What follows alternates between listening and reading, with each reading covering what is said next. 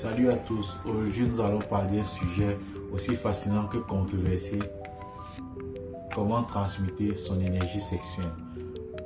L'énergie sexuelle est souvent réduite à la reproduction ou au plaisir. Pourtant, de nombreuses traditions spirituelles, philosophiques et initiatiques considèrent qu'il s'agit avant tout d'une énergie de vie, une énergie de création, une énergie de transformation. Et lorsqu'elle est correctement dirigée, elle peut devenir un puissant moteur d'évolution personnelle. Mais avant d'aller plus loin, nous allons clarifier une chose. La transformation n'est pas la répression. Il ne s'agit pas de lutter contre sa sexualité. Il ne s'agit pas de nier ses désirs. Il ne s'agit pas non plus de culpabiliser lorsqu'une pulsion apparaît. Transmuter signifie transformer une forme d'énergie en une autre. Comme la vapeur qui devient mouvement dans une locomotive, comme l'électricité qui devient lumière dans une ampoule. La question est donc, comment transformer l'énergie sexuelle en créativité, en discipline, en sagesse ou en puissance intérieure? C'est ce que nous allons voir ensemble. D'abord, il faut comprendre ce que l'on cherche à transmettre. Avant de vouloir transmettre une énergie, encore faut-il comprendre sa nature. L'énergie sexuelle, pour moi, l'une des forces les plus puissantes présentes chez l'être humain. Elle influence nos choix, nos émotions, nos comportements, nos ambitions, notre créativité. Même lorsque nous n'en sommes pas conscients. Certaines personnes dépensent cette énergie immédiatement. D'autres apprennent à la canaliser. La différence se situe souvent là.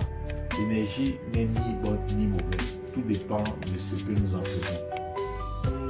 Donc, ensuite, la méditation. Le premier moyen que je recommande est la méditation. Je ne dis pas cela uniquement parce que j'ai lu quelque part. Je le dis parce que c'est ce que je pratique régulièrement. Lorsque je ressens une forte montée d'énergie, je ne cherche pas forcément la combattre. Je m'assois, je respire profondément, j'observe. Et quelque chose d'intéressant se produit. L'énergie cesse progressivement. Laisse une agitation. Elle devient présente, une force calme, une vitalité intérieure. Personnellement, la méditation est l'un des moyens par lesquels je transmets mon énergie sexuelle. Au lieu de laisser cette énergie me disperser, j'apprends à la concentrer. Et cette concentration nourrit ensuite mes projets, mes réflexions, mon évolution personnelle. Ensuite, se consacrer à sa mission de vie. C'est le deuxième moyen, probablement le plus puissant. Avoir une mission de vie, avoir un idéal. Avoir quelque chose qui dépasse la simple satisfaction immédiate. Je vais partager ici une expérience personnelle. Une fois parti dans ma propre transmutation, passe par la réalisation de ma mission de vie. Lorsque je travaille sur mes projets, lorsque j'étudie, lorsque je crée du contenu, lorsque je poursuis les objectifs qui donnent du sens à mon existence, je remarque que cette énergie trouve naturellement un autre chemin. Elle cesse d'être uniquement une énergie de désir. Elle devient une énergie de construction. C'est comme si le feu qui pourrait brûler devenait une lumière qui éclaire. Je pense que beaucoup souffrent moins d'un excès d'énergie que d'un manque de direction. Lorsqu'une personne découvre véritablement pourquoi elle se lève le matin, une partie de cette énergie se met spontanément au service de cette mission. Ensuite, nous avons l'activité physique. Le corps est conçu pour s'articuler. Et lorsque l'énergie s'accumule sans circulation, elle peut devenir agitation, frustration, obsession. Un peu d'activité physique permet de rééquilibrer le système. Marche à pied, yoga, etc. Peu importe la discipline, l'essentiel est de remettre l'énergie en mouvement. Ensuite, nous avons la créativité. Créer est une forme de transmutation. Écrire, peindre, composer, dessiner, construire, enseigner, créer du contenu. Chaque acte créatif transforme l'énergie intérieure en quelque chose de concret. Beaucoup de grands artistes ont intuitivement compris ce mécanisme. Ils transformaient leurs émotions et leurs pulsions en œuvre. Ensuite, nous avons la respiration. Certaines traditions accordent beaucoup d'importance au souffle. Pourquoi? Parce que l'attention suit la respiration.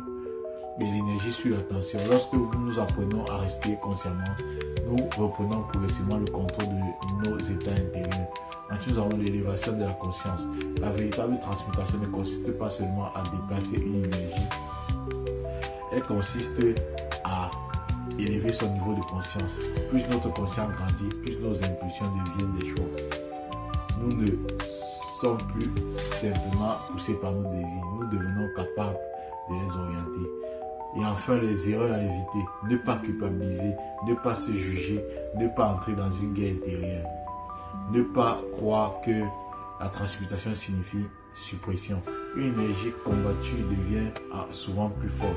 Une énergie comprise devient plus facile à digérer. Et en conclusion, il y a un message final. Alors, comment transmuter son énergie sexuelle? Par la méditation, par l'activité physique, par la créativité, par la respiration consciente, par l'élévation de la conscience, mais surtout par la découverte et la réalisation de sa mission de vie. Car lorsqu'une personne sait pourquoi elle vit, son énergie commence naturellement à servir ce but.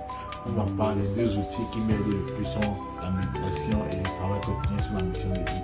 Ce sont les canaux par lesquels cette énergie devient création ou plutôt dispersion. Et je vous invite à vous poser cette question. Si votre énergie était pleinement disponible aujourd'hui, que pourriez-vous construire avec? La réponse à cette question pourra bien transformer vos existences. Merci d'avoir écouté.